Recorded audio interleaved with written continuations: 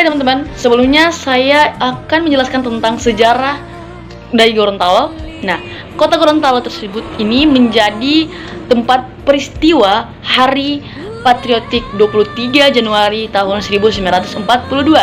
Nah, yang dipelopori langsung oleh Bapak Nani Wartabone.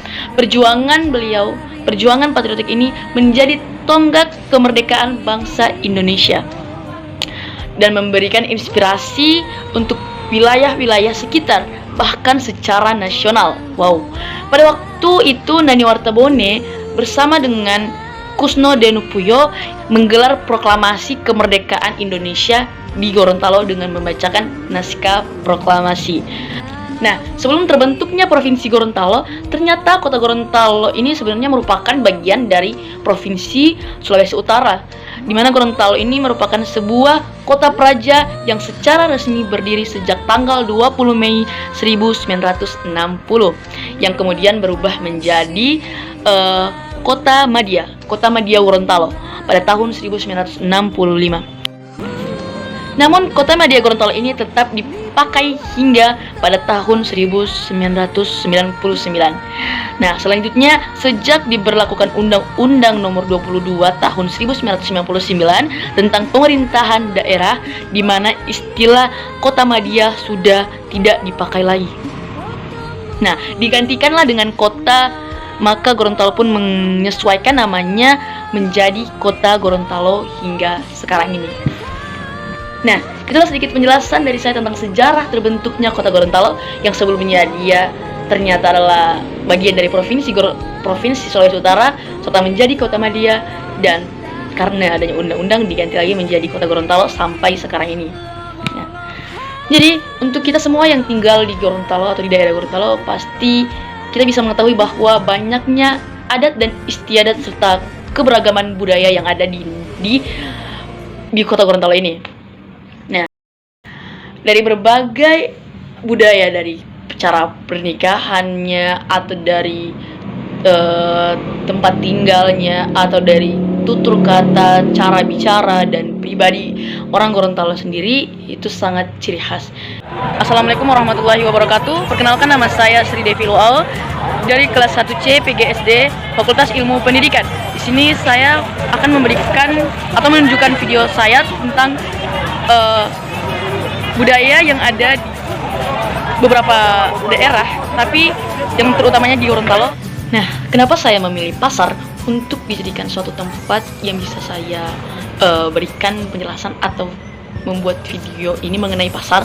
Nah, di sini kita ketahui bersama bahwa pasar adalah sebuah tempat yang bertemunya para penjual dan pembeli untuk melakukan transaksi jual beli berbagai produk atau jasa. Nah, pasar juga didefinisikan sebagai serangkaian sistem dan tidak hanya sebatas tempat di mana sistem tersebut mampu mengatur kepentingan antara pihak pembeli terhadap kepentingan pihak penjual. Menurut salah satu para ahli, Santoso, pada tahun 2017, pasar sebagai tempat jual beli barang dengan jumlah penjual lebih dari satu, baik yang disebut sebagai pusat pembelanjaan, pasar tradisional, pertokoan, mall, atau plaza, pusat perdagangan, maupun sebutan lainnya dari pasar. Bagaimana sih keadaan pasar di Gorontalo ini?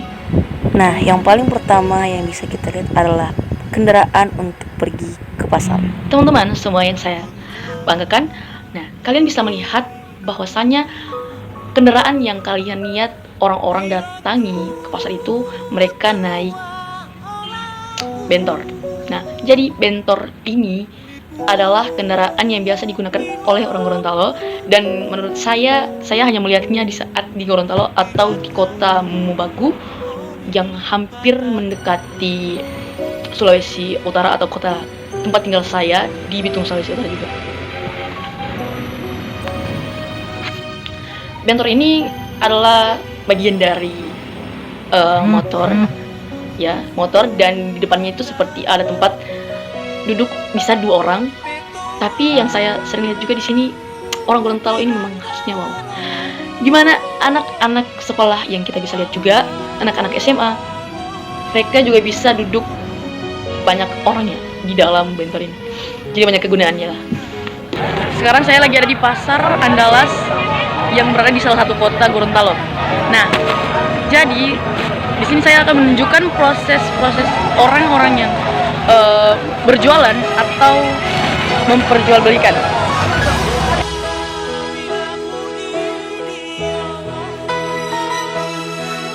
Nah, ini dia beberapa scan di mana saya mengambil di Pasar Andalas atau pasar yang dekat di rumah saya. Oke, jadi kita bisa lihat bersama bahwa sangat ramai ya. Tapi yang perlu kalian ketahui, yang uniknya di pasar Gorontalo ini, yang saya juga baru tahu ya. Jika kita pergi ke tempat lain atau ke daerah lain, biasanya pasar itu sudah menetap atau memang ada pada setiap hari. Nah, di sini ini sangat berbeda menurut saya, karena pasar di Gorontalo itu terbagi kayak di beberapa hari. Seperti hari ini, hari Sabtu, pasarnya baru buka, dan itu untuk keseluruhan. Nah, jika ada hari-hari lain yang tidak buka itu, kayak seperti hari Selasa atau Rabu atau Kamis seperti itu, ada bagian pasar tapi hanya sedikit. Nah, di hari Sabtunya ini, dimana semua itu kayak orang yang berjualan itu datang berjualan di pasar, dan itu akan menjadi ramai sekali. Kalau cuma di hari-hari biasa, bukan di hari pasar, kata mereka di sini, itu akan menjadi kayak tidak terlalu ramai dan tidak akan juga selengkap pada hari dibukanya pasar juga sih. Beginilah keadaan pasar Sabtu yang saya datangi, begitu ramai dan udah nggak COVID lagi.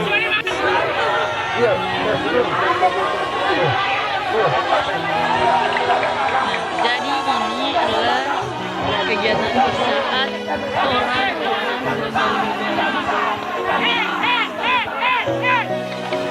Lihatlah, sampai teriak-teriak untuk menarik pembeli seperti itu. Nah, sana kalau jauh.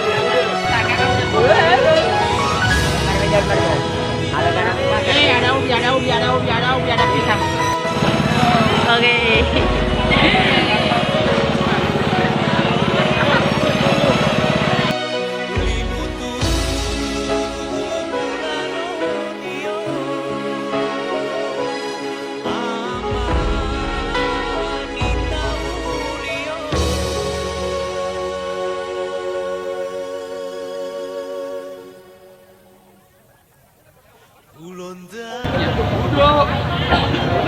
Saya ya. Jadi itulah kegiatan yang ada di dalam pasar Andalas yang berada di kota Gorontalo ini.